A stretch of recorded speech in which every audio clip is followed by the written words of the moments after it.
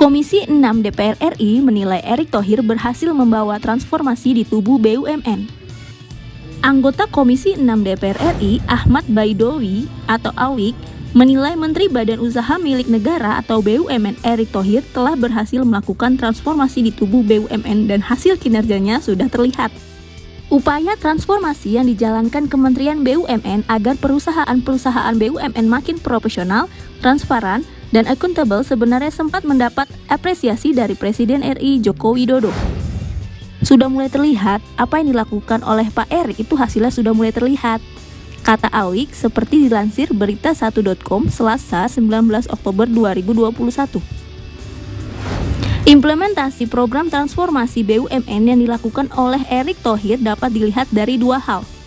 Pertama, melakukan restrukturisasi dari 108 BUMN menjadi 41 BUMN dan membuat klasterisasi BUMN berdasarkan inti bisnis perusahaan dari 27 klaster menjadi 12 klaster demi efektivitas serta kemajuan BUMN. Kedua, membangun dan menanamkan core values di manusia, SDM, kementerian dan jajaran BUMN. Udah bagus ya, udah jalan, memang step by step. Contohnya dari ratusan BUMN disederhanakan menjadi holding itu ada beberapa, sehingga koordinasinya lebih mudah. Ujar Awik yang juga sekretaris fraksi P3 DPR RI. Awik menambahkan, ia juga mendukung terobosan Erick Thohir untuk segera membubarkan BUMN yang kondisinya sudah tidak beroperasi tetapi menjadi beban keuangan negara. Menutup BUMN yang sudah sakit, jadi yang sudah jadi beban keuangan negara ditutup, itu kan terobosan bagus, ungkapnya. Sementara itu, anggota Komisi 6 DPR RI dari fraksi Nasdem, Nyat Kadir, mengatakan bahwa dukungan Presiden kepada Kementerian BUMN tersebut sangat nyata.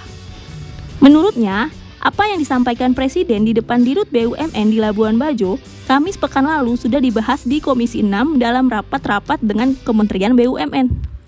Di antaranya mengenai pembubaran BUMN yang sakit. Sudah menjadi langkah strategis yang kami rumuskan pada saat RDP. Demikian juga soal PMN, pemanfaatannya sudah tidak bisa lagi main-main, katanya. Sebelumnya, BUMN yang tidak strategis juga bisa dapat PMN. Kami sudah bahas di Komisi 6 bersama Kementerian BUMN.